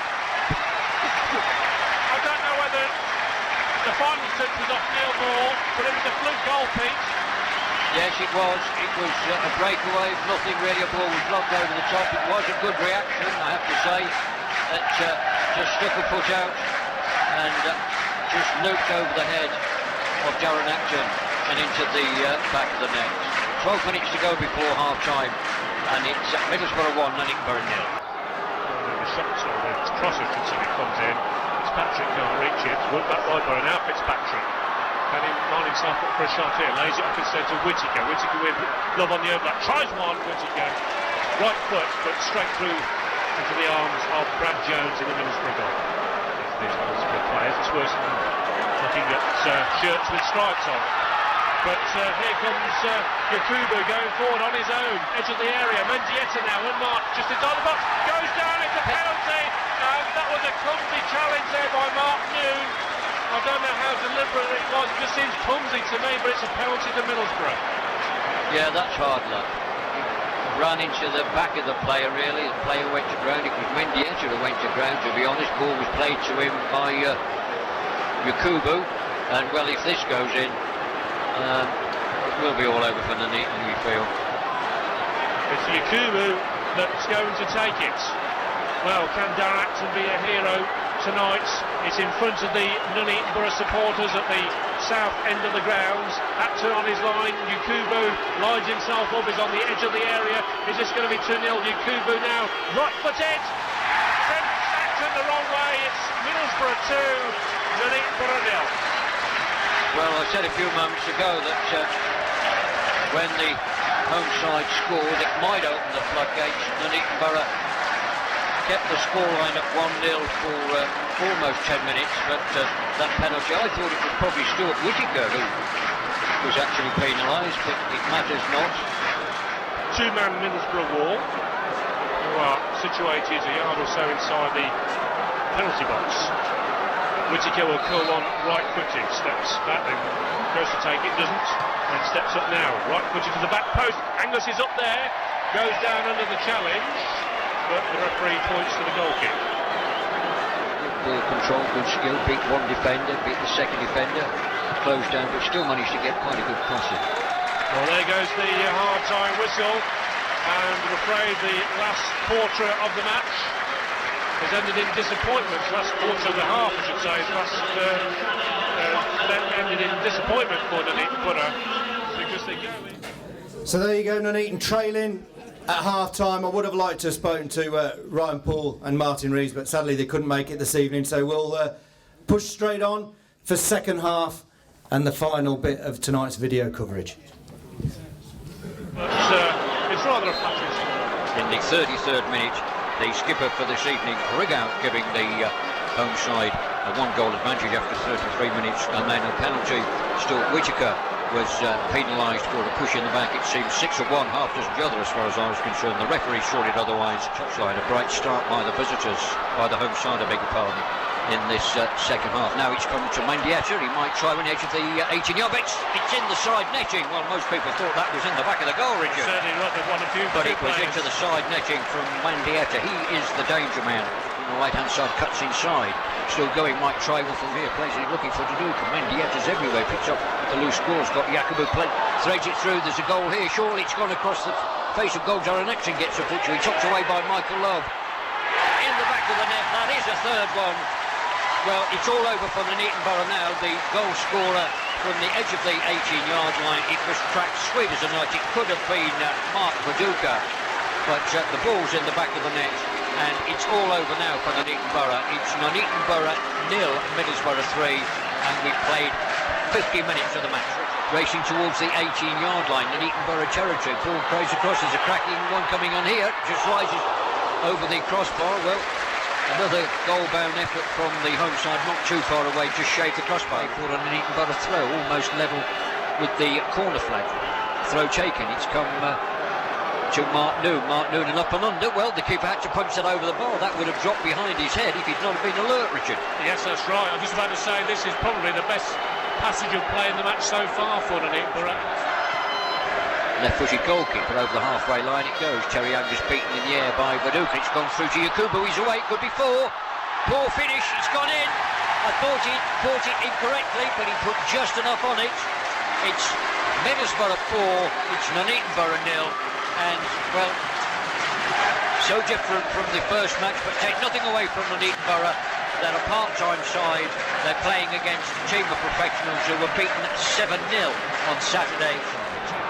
They're really playing it around now at Nuneaton Boro's expense. The ball's now with Johnson. Johnson loses out. It's taken a rebound into the path of Caramel. Tries one long. It's gone over Yakubu's head. Falls again. There's another one. Mark Viduka wasn't on that occasion. That was an easy one. A deflection off the back of Nuneaton Boro's defensive pairing of Neil Moore and Terry Angus. It's not going Nuneaton Boro's way at all. And Mark Viduka, well, I could have scored from there and that distance. It's Middlesbrough 5, Nuneaton Boro 0. Whittaker's got it on the halfway line, far side. Nuneaton Boro left in this second half. Remember, they're playing from left to right. Nice little ball over the top for Jez Murphy. Can Jez Murphy get a foot on it? He's racing forward. He's gone down in the air. Is Jez Murphy. Mike Riley just waves any appeal away, and Jez Murphy doesn't think very much of that. We're going to get booked. Going to get booked, I think. And, latest Tamworth 1, Stoke 1 in the third round replay. Backwards by Gary Fitzpatrick, then knocked forward again. Nice little backheel flick. This is Mendieta, plays the ball forward again to Yakubu, and Darren Exton off his line very quickly as the ball was played into the path of the substitute, who unmarked would have had a free shot to go. One here for Jez Murphy, heads it in, Nuneaton Boro have got a consolation. It's Jez Murphy who's got his name on the score sheet. Nuneaton Boro have gained something back. It's Middlesbrough 5, it's Nuneaton Boro 1, Jez Murphy the goal scorer. Yes, another lucky goal. We've had so many lucky goals tonight. Darren Exton's got a long way off his line to join in the celebrations, but I don't really see what happened there. I saw the ball over the top. The goalkeeper came for it, was off his guard. Their main objects in the season is to win promotion back into the conference. I'll just pause there because Yakubu going forwards inside the area. Great save from Acton, pushing that one round for a corner. Superb save to keep your fitness levels, to keep mentally alert. Here's Yakubu. Yeah, Yakubu through again, the ball over the top, Acton off his line. Did enough to put Yakubu off, but Yakubu's still got the ball, he's put it wide. I know there was a special offer tonight, I think it was £10 entry fee or something like that. Here come the Nuneaton looking for another consolation. Down the side it goes, right hand flank into the area to Murphy, goes down, penalty! There's a penalty to the Nuneaton Borough. Murphy goes down, and will Murphy take it? Well, what can you say? Well, said there's never a dull moment when you're a Nuneaton Borough supporter. 5-0 looks an annihilation. 5-2 doesn't sound too bad at all if Jez Murphy can keep his cool. He's done it once. Yeah. The police are already facing the crowd. Probably the most famous penalty taker in the country at the moment, Jez Murphy. Can he score another one? Here, this time against Brad Jones. Steps up, right-footed into the back of the net. It's 5-2.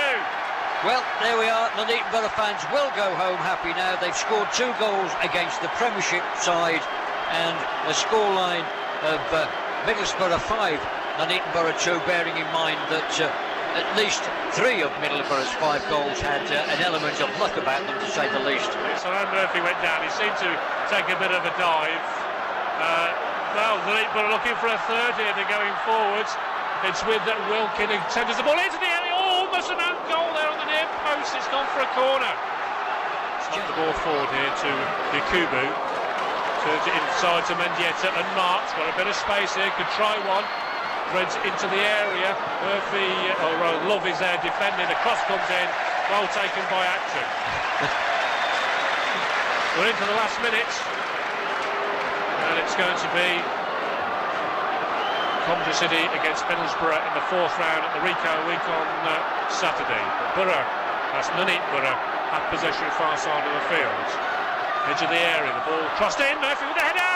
Oh, and nearly put in there by Reeves. He should have done better, but it was saved by Jones. Yes, it was a nice finish that was. That was Reeves could have been offside. The offside flag stayed down anyway, and well, that would have been a cracking goal had it have gone. Reeves just couldn't quite get a touch on it, but good play on the far side of the field by Rob Oddie to set up the chance and get a very good crossing. Ball headed forward by Terry Angus, and there goes the full-time whistle. Relief, that's all you can say for Middlesbrough and Steve McLaren. 5-3 is a very flattering scoreline. 5-2, I should say. Getting carried away, I thought that's what we got it. 5-2 is a very flattering scoreline. Just remind you who was on the score sheet tonight. After 33 minutes, Chris Briggett for Middlesbrough. Penalty from Yakubu on 41 when Stuart Whittaker committed the foul. It was 2-0 at half-time. Parnaby with a goal after 50 minutes. Yakubu on 57. Baduku on 62. So that was 5-0 at that point before Murphy scored what we thought would be the only consolation goal for Nuneaton on the 71st minute. And then the most famous penalty taker in the country in the 85th minute, Jez Murphy, after he was brought down inside the area himself, put the ball past Brad Jones to make it Middlesbrough 5, Nuneaton Borough 2, and they won't go home too despondent, Pete. No, Nuneaton Borough fans will be well pleased with this performance. Nuneaton Borough for the first half hour matched the Premiership boys, make no mistake about that. They were more than a match for them, and shots on target and possession very even up until a very fortuitous goal on 33 minutes. They got some consolation, richly deserved, when they scored 2 late goals, both from the boot of Jez Murphy. The first on 70 minutes and the second from the penalty spot on 85. So I think the Nuneaton Borough fans, the players are still down away tomorrow night. The fans are applauding them. It's been a very, very good tempered match. They should have won at Manor Park. They've come up here, they've acquitted themselves well. They go back on the end of a 5-2 defeat that didn't tell the whole story. The final score here, This evening in the Riverside Stadium, Middlesbrough 5, Nuneaton Borough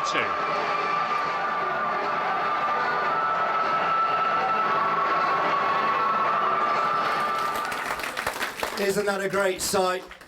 6,000 Borough fans taking over the Riverside. I think that was a record away crowd, certainly for a midweek game, but I think for the whole of that season. And I guess, guys, you would like to thank them and those that travelled that day for the support that they gave you.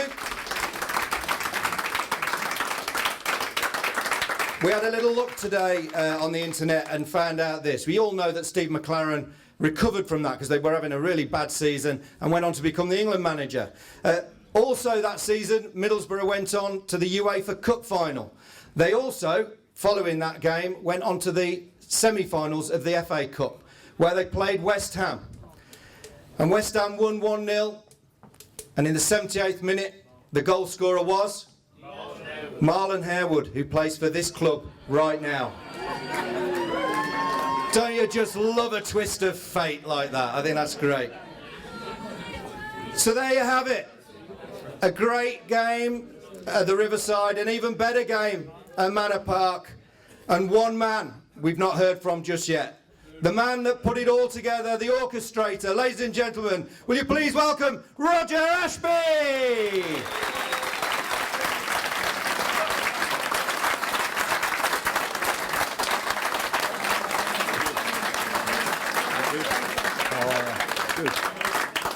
Roger, I mean, obviously a highlight of everybody's lifetime of supporting Nuneaton, and certainly as a manager, you must look back on that and looking at all these lads tonight and just think, wow. They were a wow, to be fair. Yeah, a lot of different characters, but team-wise and support-wise, wanted to do well for the football club. They were the best, I'll tell you. Brilliant.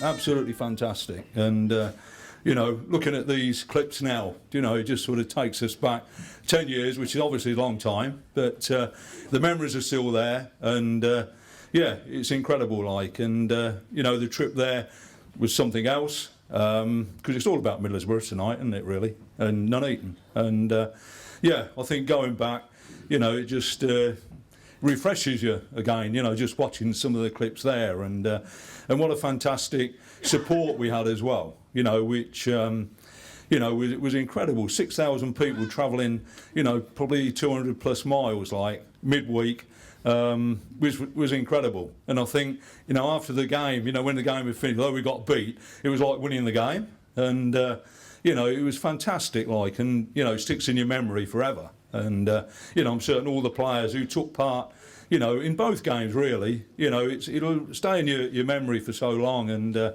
mean, I haven't seen some of the lads for a little while, and some of them look even a bit younger, actually. One or two are a bit fatter, but you know, in the main, like, you know, they look so good. And I think you know, they should make a return to the football pitch, actually, many of them. Absolutely. Let's get a game on, shall we? Get them back playing again. That would work. You talked about the two games, but really, and we saw it in the analysis by Lee Dixon, Nuneaton should have won that first game, shouldn't they? And what did Steve McLaren say to you after that? Nothing. He came in, I think, through the entrance. I think he paid to get in, actually, because he didn't get in the dugout until kick-off time, believe it or not. He was on the coach. And, you know, to be fair, you know, he was under pressure, and I think he needed to keep, you know, low profile. But he spoke well after the game, to be perfectly honest. And, you know, I think he...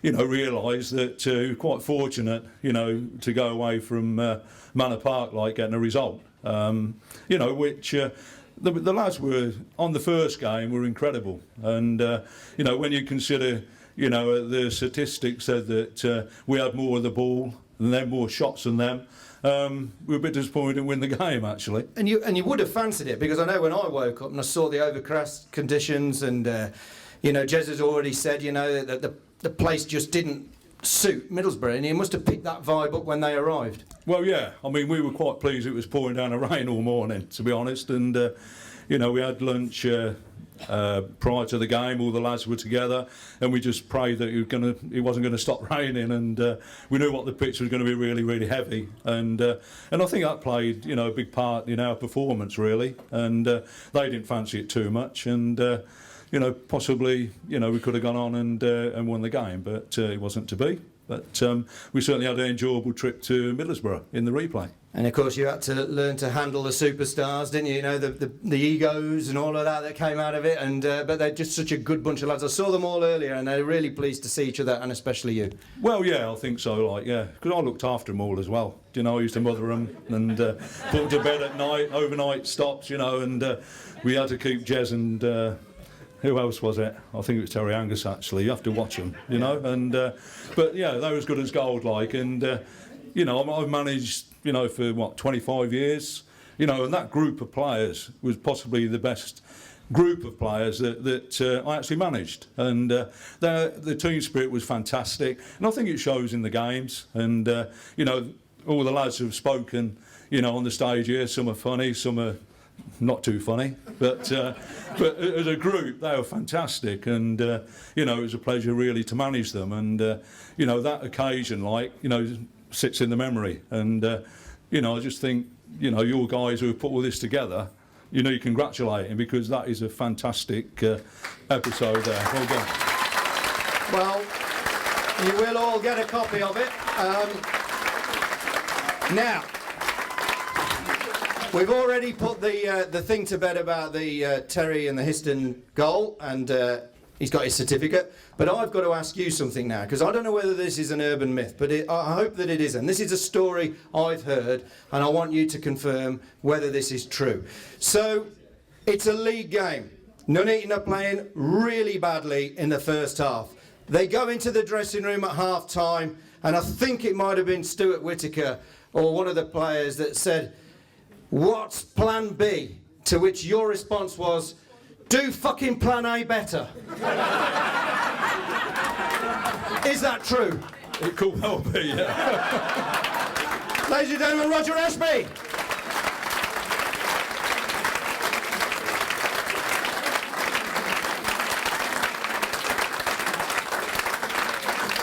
That is a true story, isn't it? I think Lovey, was it you that said it? It was Lovey said, "What is plan B? Do plan A better." And he got subbed, yeah, absolutely. So, we're nearly at the end of the evening, and I think it's only right that you've seen all those clips, and there's a name that stands out, so, and that name is Murphy. And so, I think it's only right that we hear from Murphy one last time, but not Jez. Where is Ashley Murphy? She's here. This is Jez's wife. Ladies and gentlemen, Ashley Murphy.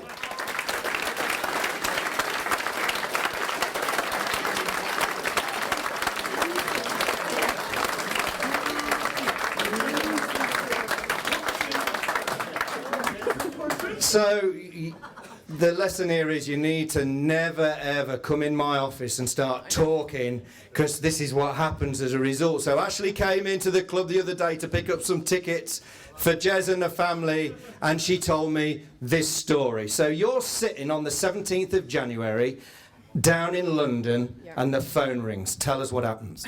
Well, at the time, my stepdad was director of the club, and we'd followed all the matches, and I'd been all the home games and everything, and rang me and said, "Are you coming to Middlesbrough?" And I said, "Oh, I can't be bothered to come up." But my mum bent my arm, and I said, "Yeah, okay." So I got the train all the way from London, all the way up to Middlesbrough, got there just in time for the match. Watched the match, unfortunately, the result, but afterwards, all the players got together, and all the team came down, and they're all suited and booted, and they're all looking. And I remember pulling Matty Collins, and I was like, "Where are you going? Where are you going?" Yeah. Have a word. She's pulled Matty Collins. No. And Matty said, we're all going out in the town. And I said, "Oh, can I come with you?" And he was like, "Yeah, sure." So I ran upstairs, got changed, come back down, and my parents said, "Where do you think you're going?"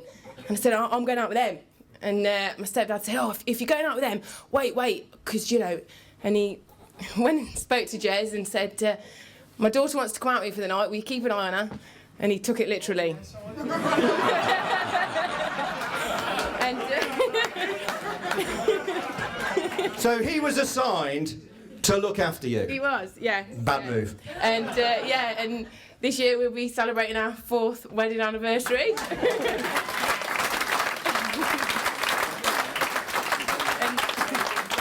and we've got 2 beautiful children. So we've got a mini Murphy. Mini Murphy. So there was a result that night. Colin's wrist down. He scored again.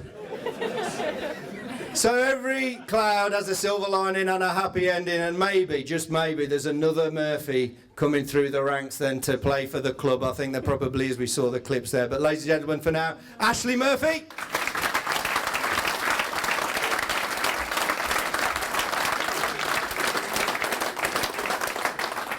Ladies and gentlemen, it's been an absolute pleasure to put this together. We've had so much fun going through all those clips. I'm not even sure where we got them all from. We dug them all out. We haven't got the tracksuit, unfortunately. I did try to find it on eBay.